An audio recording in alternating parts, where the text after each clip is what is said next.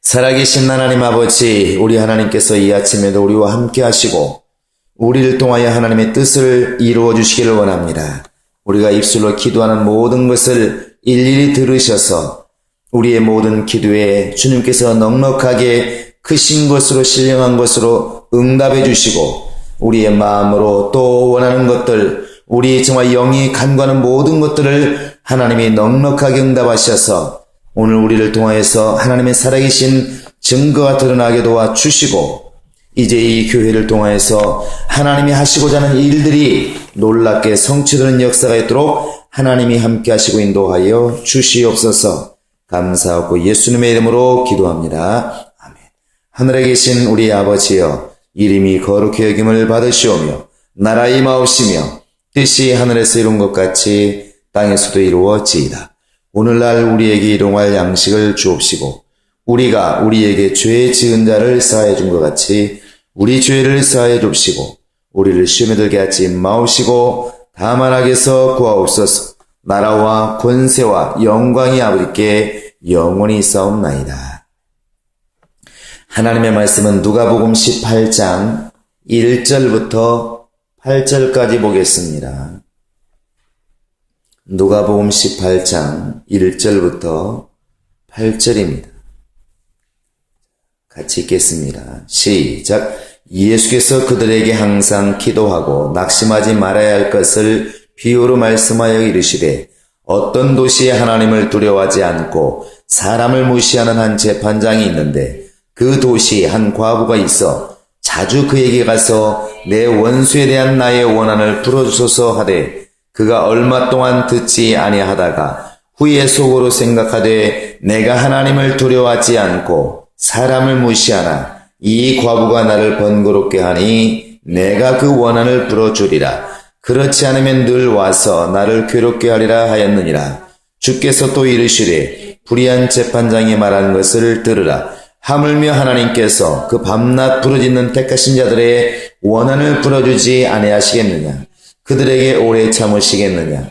내가 너희에게 이르노니 속히 그 원한을 풀어주시리라. 그러나 그 인자가 올 때 세상에서 믿음을 보겠느냐 하시니라. 신앙생활은 다른 말로 말하면 하나님의 약속을 받는 생활이다, 이렇게 말할 수 있고, 우리의 신앙생활은 그 약속을 받아서 이루어질 때까지 기다리는 생활이다, 이렇게 말할 수가 있습니다. 오늘 예수님께서 기도하고 낙심하지 말아야 될 것을 이렇게 비유를 들어서 말씀하시는데, 이 말을 이렇게 할 수밖에 없는 것은 우리 인간은 다른 거 다 제껴두고 기도하는 것조차도 사실은 응답이 올 때까지 기다리지 못하고 마음에 조급함이 있고 또 낙심이 있어서 그 자체를 많이 이렇게 잃어버리고 또 그 자체를 기다리지 못하고 후회하고 걱정하고 염려하는 것이 우리 인생이라는 사실입니다. 성경은 하나님의 약속이 이렇게 이루어진 것을 말씀하실 때에 하나님이 말씀하신 약속, 그 약속을 말씀하시고 그 약속이 성취되기까지는 반드시 이렇게 기간이라는 게 필요하다는 것입니다. 아브라함에게 하나님께서 말씀하십니다. 네게 아들이 있으리라, 이렇게 말씀하시고 또 내가 너로 큰 민족을 이루게 하시겠다, 이렇게 말씀하셨는데 아브라함에게 아들이 있으리라는 그 말씀을 하신 다음에 바로 아들을 주었으면 누가 염려할까? 그러나 몇십 년이 지난 다음에 비로소 독자 이삭을 낳게 됩니다. 그 몇십 년 동안 그 하나님의 약속을 기다리고 있는 아브라함이 얼마나 답답할까? 또 얼마나 순간순간 많은 생각이 들었을까? 도대체 언제 이루어진다는 것인지, 내가 살아있을 때 애를 낳을 수 있기는 있는 것인지 아마 많은 염려가 되었을 것입니다. 그러나 그 약속은 이루어졌고 아브라함이랄지라도 내가 너로 큰 민족을 이루겠다는 그 약속은 결국 보지 못하고 이 땅을 떠났습니다. 그러니까 이렇게 하나님의 약속이 이렇게 분명히 이렇게 말씀하여지고 그 약속이 성취되기까지는 반드시 이렇게 기간이 필요한데 그 약속을 지켜나가는 것, 하나님이 말씀하시고 그 말씀을 이루기까지 그 기간 동안 우리가 반드시 하나님이 이루실 것이라고 믿고 사는 그 삶, 그 삶이 바로 이제 신앙생활이고 그게 영적 생활이라는 사실입니다. 오늘 예수님께서 기도하고 낙심하지 말라 이렇게 제자들에게 말할 수밖에 없는 것은 우리 인간은 그만큼 기도하고 나서도 낙심하는 일이 너무 많다는 것이죠.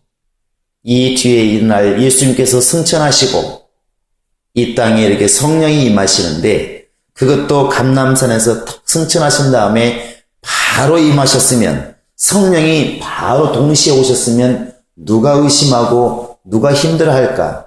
그러나 예수님이 가신 다음에 열흘 뒤에야 성령이 오셨다는 사실입니다. 제자들이 그 열흘 동안 기도하면서 모르긴 몰라도 얼마나 많은 말이 오갔을까? 또 얼마나 많은 그 마음속에 갈등이 있었을까? 도대체 성령이 오시는 것인지, 언제 오시는 것인지, 어떻게 오는 것인지, 오늘 집에 갔다 오는 사람들이 잘한 것인지, 별말 별 생각이 다 들었을 것입니다.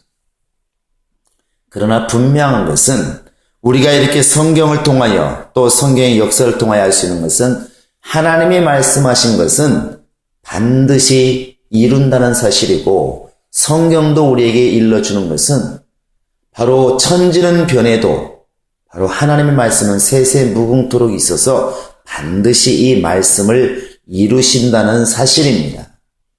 그래서 오늘 예수님께서도 항상 기도하고 낙심하지 말 것을 말씀하셨지만 이제 갈라디아서 6장에도 보면은 이제 13절에 말씀하십니다. 너희는 선을 행하되 낙심하지 말아라. 때가 이르면 반드시 거두리라. 하나님의 약속은 반드시 이렇게 열매를 거둔다는 것이고 우리가 이렇게 영적 생활하면서 기도하면서 가지고 있어야 될 믿음이라는 것은 끝까지 지켜서 하나님이 그 약속을 성취하실 때까지 우리 자신이 하나님을 이렇게 신뢰하면서 기다리는 것입니다. 우리가 능히 아는 것처럼 다니엘이라는 사람이 기도하고 22일 만에 응답받게 되는데 하나님이 응답하신 안 하신 것도 아닙니다. 이미 다니엘이 하나님께 겸비하기로 곧 응답받기로 기도하기로 작정한 그 순간부터 하나님은 응답하셨지만 그 응답이 그의 눈에 들어올 때까지는 21일이라는 세월이 걸렸습니다. 그 21일 동안 참고 기다림이 중요했다는 것이죠. 구약에 보면 이 기다림을 참지 못해서 실패한 사람들이 있습니다. 그 중에 하나가 바로 이제 이스라엘 초대 왕인 바로 사울 왕이 있죠. 그 사울 왕이 저 사무엘상 13장에 보면 8절 이하에 기다립니다. 블레셋은 앞에 와 있고 기다리는데 이제 그 제사를 드리는 게 누구냐면 바로 사무엘입니다. 사무엘이 오질 않습니다. 약속한 7일이 지났는데 오지 않으니까 백성들이 이제 흩어지는 것입니다. 뭐야 이게 사무엘도 안 오잖아. 그러면서 각각 흩어지니까 그때 답답한 게 누구냐면 이제 나라를 다스려가고 있는 바로 이제 사울 왕이죠. 그 왕이 볼 때 큰일 났다는 것입니다. 하나님께 기도를 해야 되는데 이제 제사를 해서 하나님께 기도하고 전쟁에 나가 싸워야 되는데 적군은 쳐들어오고 제사를 드려야 될 사무엘은 오지 않고 백성은 흩어지고 너무 조급하니까 빨리 제물을 가져와라. 내가 드리겠다. 그래서 이제 하나님께 자기가 화목제물을 드립니다. 그런데 올라면 일찍이나 오든지 사무엘이 제사가 끝나는 시점에 딱 옵니다. 이게 어찌된 일입니까? 물었을 때 거짓말이 아니라 사실을 얘기하죠.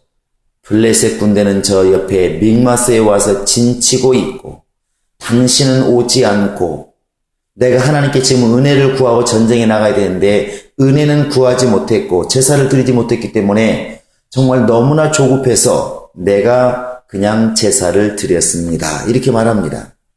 근데 그때 사무엘이 말한 것이 당신이 바로 이제 망령되이 행동했도다. 조금만 참았더라면 당신의 나라가 길었을 것인데 왜 이것을 참지 못하고 그렇게 했나이까? 그러고 사울을 책망할수록 끝나는 것이 아니라 결국 사울에게서 촛대가 이제 넘어가는 불상사가 이렇게 생기게 되는 것입니다. 우리가 영적 생활하면서 바로 기다림이라고 하는 것 매우 중요하다고 생각해야 됩니다. 그래서 성경에서는 이 기다림을 인내라는 말로 이렇게 표현하고 있습니다. 인내. 우리가 이렇게 항상 씨 뿌리는 비유를 들을 때에 항상 옥토 우리가 옥토가 되자 많은 말을 하는데 자 누가복음 8장을 한번 펴보시기 바랍니다. 자, 누가복음 8장 15절을 보시기 바랍니다. 8장 15절 그 앞에가 쭉 이제 비유를 말씀하고 있는데 15절만 읽겠습니다. 시작. 좋은 땅에 있다는 것은 착하고 좋은 마음으로 말씀을 듣고 지키어 인내로 결실하는 자니라 이렇게 되어 있습니다. 우리는 항상 좋은 땅 그러니까 착하고 좋은 마음만 자꾸 생각하고 있는데 착하고 좋은 마음이라는 게 뭐냐면 결국에는 인내로 결실하는 자라 이렇게 나와 있지 않습니까? 인내로. 그러니까 결실은 무엇으로 하느냐? 착하고 좋은 마음이 계속 되어서 결국 인내라는 말을 이룰 수 있는 마음, 인내라는 말을 쓸 수 있는 그 마음, 인내라는 말을 쓸 수 있는 그 믿음, 그것이 바로 이제 하나님의 말씀을 결실하게 만든다는 것입니다. 끝까지 겪는다는 것이죠. 그래서 로마서 5장 3절 이하에도 환난 날에 즐거워하라. 왜냐? 환난은 인내를 낳고 인내가 연단을 낳고 연단은 소망을 이루는 줄 우리가 안다. 이렇게 되어 있습니다. 결국 하나님께서 환난을 명하신 것도 또 이렇게 하나님의 약속을 명하신 것도 결국 우리에게서 보시고자 하시는 것은 믿음이고 그 믿음의 실체가 무엇이냐? 하나님의 약속을 이루기까지 참고 견디는 인내라고 하는 것을 분명히 알 수가 있습니다. 그래서 오늘 말씀도 본문에 보시면 결국 8절에 이렇게 말씀하고 있습니다. 내가 너희에게 이르노니 속히 그 원한을 풀어주시리라. 그러나 인자가 올 때 세상에서 믿음을 보겠느냐 하시니라 이렇게 되어 있습니다. 과연 세상에서 믿음을 보겠느냐? 과부가 기도하는 것도 중요하고 항상 기도하는 것도 중요하고 재판장에 가서 귀찮게 해서 계속 외치는 것도 중요하지만 예수님이 보고자 하는 것은 바로 믿음이었다는 것이죠. 그 믿음이 다른 말로 말하면 인내라는 것입니다. 하나님이 내게 아들이 있으리라. 내가 반드시 시행하리라. 이 말이 동시에 이루어지는 믿음이라는 게 필요 없겠지만 그 약속이 성취되기까지는 하나님의 말씀이 이루기까지는 반드시 시간이 필요하기 때문에 그 말씀의 결실이기까지는 하나님이 요구하시는 것, 하나님 바라시는 것은 우리의 인내입니다.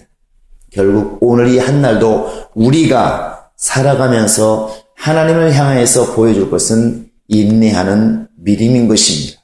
우리 속에 이런 인내하는 믿음이 있어서 항상 기도하는 것이 결실하기까지 기도할 줄 아는 농부가 봄에 씨를 뿌리면서 가을이 결실하기까지 참고 기다리는 것처럼 오늘도 하나님의 말씀이 나를 통하여 우리 교회를 통하여 우리의 삶을 통하여 이루기까지 충만한 모습으로 하나님을 신뢰하는 모습으로 인내하는 모습으로 기다릴 줄 아는 그런 믿음이 충만하기를 예수의 이름으로 축원합니다.